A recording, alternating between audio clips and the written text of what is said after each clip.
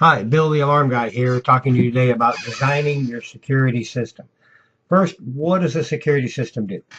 Well, frankly, a security system just is a way to monitor your home when you're sleeping or when you're in one part of the house. You want to know when a door or a window is opened. That's your basic alarm system. There's several different types of alarm system, and that comes down to how much you're going to protect. There's an essential system, there's the full perimeter, and there's also advanced perimeter protection.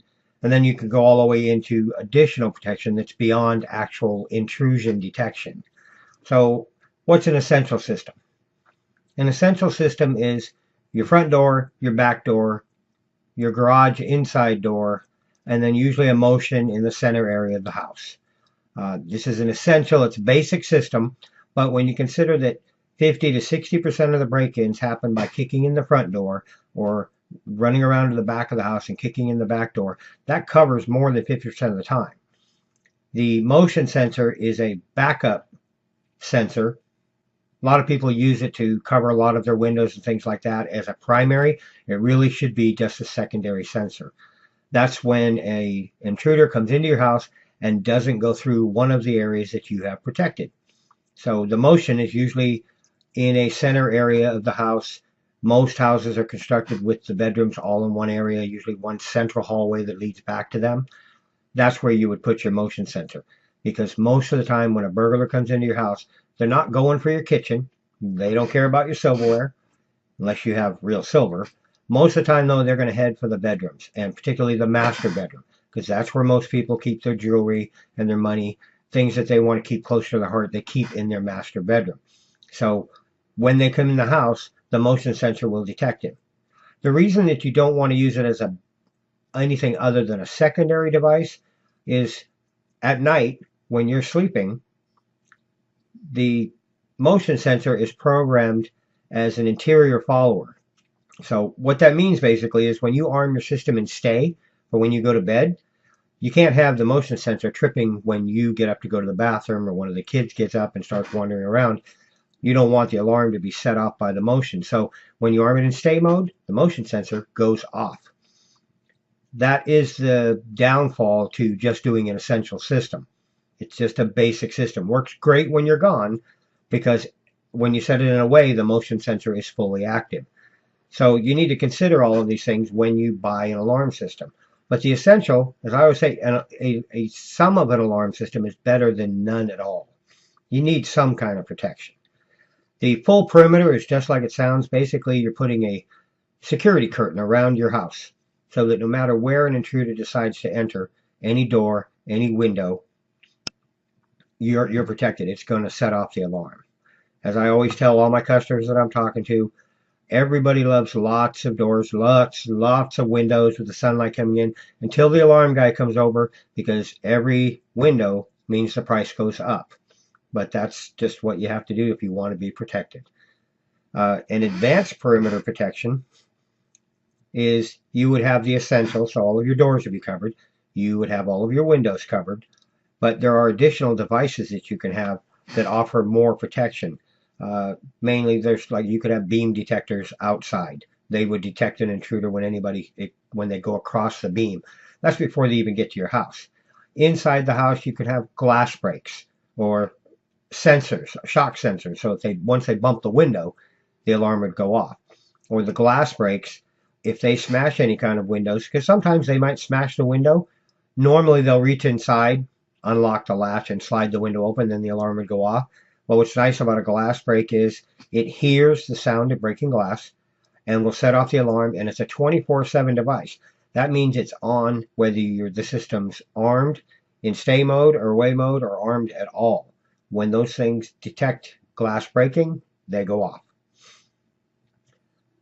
The next type of detection that you can have, there's additional protection beyond an intruder, and that would be smoke detectors to detect fire, carbon monoxide detectors, and flood sensors. Believe it or not, a lot of people don't even think about the possibility of flooding and what it might cause to the house, but it costs thousands and thousands of dollars every year If you have a water main break, that's particularly happens in cold weather climates when the pipes freeze, they burst, and they put water throughout the house.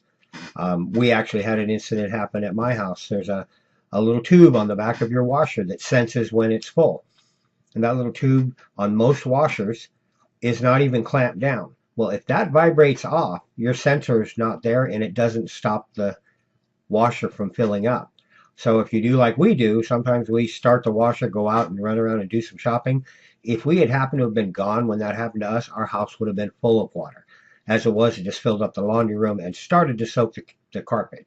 But flooding is a really big event, and you can monitor it wherever you have appliances that use water.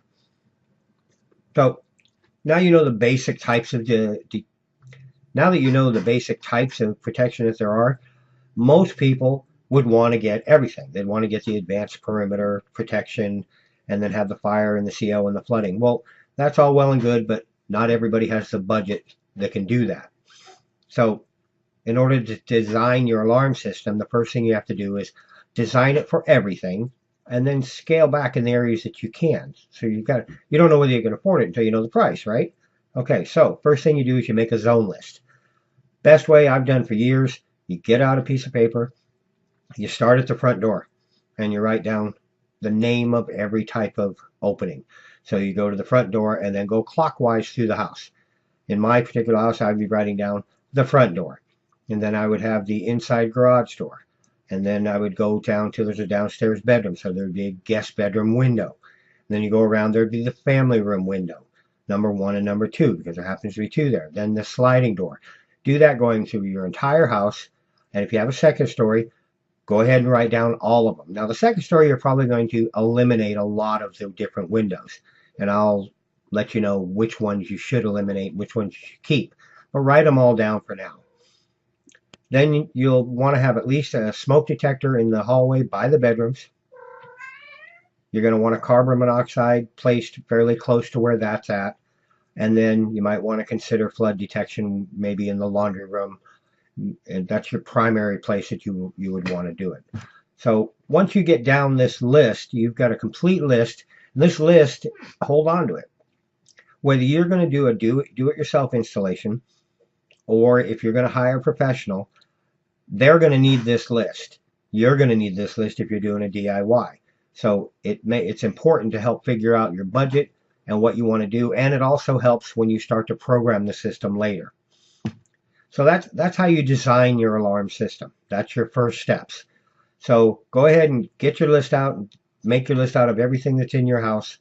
And the next step is, after this video, is going to be whether you monitor or not to monitor. Thanks. That's Bill the Alarm Guy with you on designing your alarm system.